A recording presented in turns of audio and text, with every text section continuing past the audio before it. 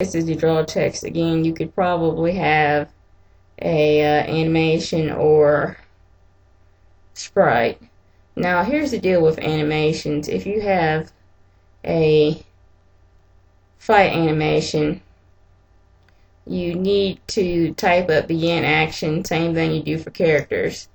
Now you make an action number, in this case it's 80, I think. Yeah, up here it'll match this number up here. You have to make these two match or it will not work. It has to link to the correct animation, which is this one down here. Now this isn't that isn't the animation time. This is the group number. Control these two first numbers up here. This is group 14 animation 0. This is why in Fighter Factory you need to name each section of sprites a different number, and these are sprites. The animation is being done by this code here.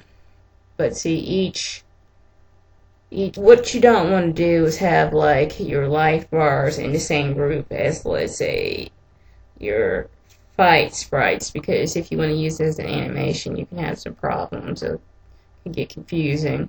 I think I have another animation up here. Yes, I do. As you can see, this is animation for the power bar. I have on here, but anyway, this was in group 12. Having animations for power bars, life bars, that's a little different, and it's not necessary to do, but I'll just say this, because you might not know what you want animated.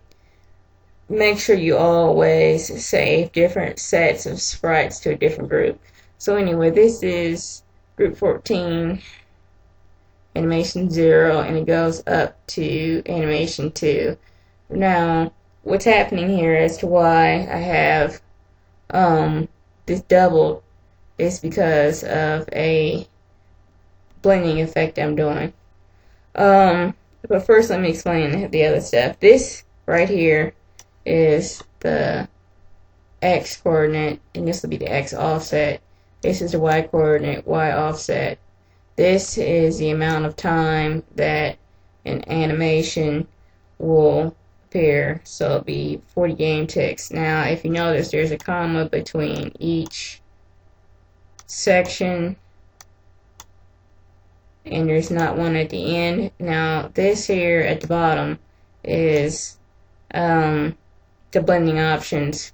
If you notice, there's two commas here between these two. If you do not have two commas between here, it will not work. Always remember to put two commas here. I can't stress that one enough. Now